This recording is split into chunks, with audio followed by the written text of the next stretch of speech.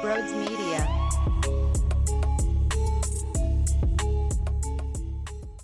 Hello, friends and family. Welcome on in. Thank you for joining me as we sit here to break down a 48-22 ass whooping. Now, I have the Sixers on in the studio right next to me here, and I hope they don't break my heart. But I do know that the Eagles won't, because that's what happens when you have the MVP on your team. That's what happens when your offensive line dominates. That's what happens when Miles Sanders has a beauty and he runs for 144 yards and he punches it into the end zone a few times. This game was wrapped up right from the first series when I saw Josh Sweat and Hassan Reddick tell Daniel Jones this is going to be a long night, getting into his face. And then the Eagles offense takes the ball right after that possession and goes, watch what I can do, as they methodically move downfield. They use every single damn weapon they had on their roster at that point. You're talking about going to tight end. Calcantara's out there getting a couple catches.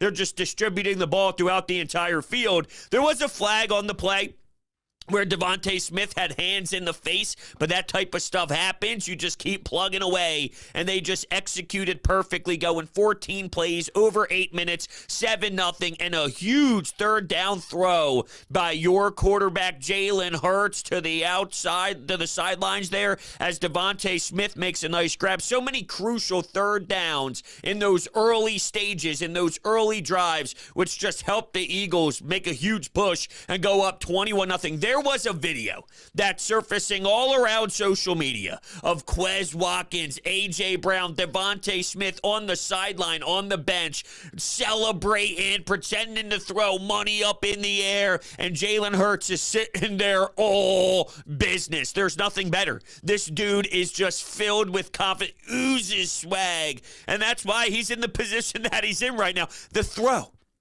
to Devontae Smith on 4th and long, and the boss by Nick Sirianni to say, we're going to go for it. Well, look, you're in that weird spot of the field. You're in a very awkward spot, so I get it. But at the time, I saw people a little bit upset. Why would you do that? Why not pin them back or something along those lines? Because, you know, your defense is playing with a ton of energy, and you trust the way that they could ball and the way TJ Edwards is in the face making tackles. Marcus Epps is reading perfectly. Bang, meets you as soon as you get the football in the flat, hard-nosed, tough football. Reddick getting some outs. What's the word I'm looking for here? Making sure that you force Daniel Jones to go to a certain side in the pocket as he's trying to escape. Here's Fletcher Cox just throwing him to the ground. Brandon Graham looks like he's 26. It's outrageous what they do. But I'm like, you got the best offense in football. You have the MVP of the league. If you don't trust them to go for it on 4th and 7 at that time, then what the hell are you doing? And then, of course, you know, they executed Devontae with a beauty. It was ridiculous. 3rd and 6, Hurts runs it with his legs. 3rd and 3, he hits Quez Watkins going to the sidelines. It might not be the flashiest play in the world, but it's the difference, and it separates you from other teams. This is why you're 12-1, because you're consistently hitting those throws on target. You're consistently putting the ball in an area where, look, if there is good coverage and the cornerback is playing excellent, who cares? Who cares? Because Jalen Hurts is putting it where it needs to go. And during that second drive, there were a couple drops. A.J. Brown had a drop over the middle. Devontae had a drop that I thought he should have absolutely made. So while facing some adversity and shooting yourself in the foot, you still go 91 yards in 12 plays, and on a 4th and 7, you gamble, and it comes up big. Incredible. This football team is incredible. And while we knew they were good because they were doing some serious things throughout the regular season to start the season off, they're starting to hit their stride at the right time. After that loss against Washington, what was the narrative? Derrick Henry, Barkley, Jonathan Taylor. Excuse me, what?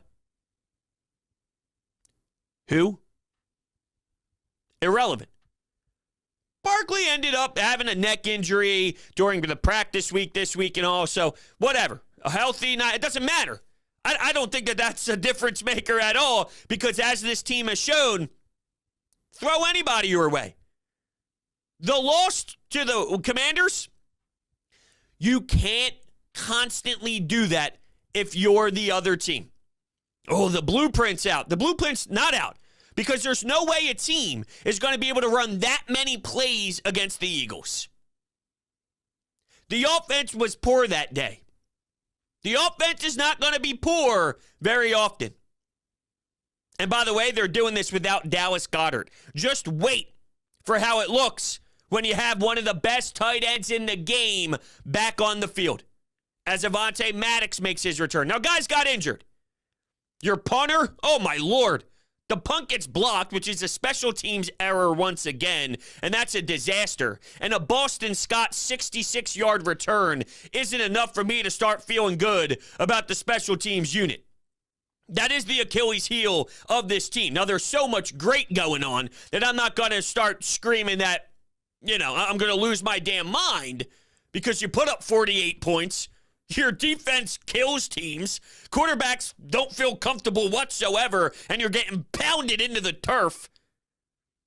But there's an area there that is concerning me. I just don't think it's going to automatically get better. But how about Sipas? He gets the football, he takes it a couple yards, and then, unfortunately, he gets all banged up. You had to switch around everything. Covey's no longer returning punts. He's holding it for Jake Elliott. Things got all sorts of crazy out there. Who else ended up getting banged up? Oh, Blankenship got carted off. That's a major loss. That's a huge loss. The kid has been playing with some buzz. The kid has been playing with some energy. So keep your eyes out there. So you are getting nicked up while you're finally starting to get guys back, as we saw last week with Jordan Davis, then Avonte Maddox. But now the punter's an issue. Howie Roseman is going to have to do some things for sure. But it was just a crazy-ass game, right?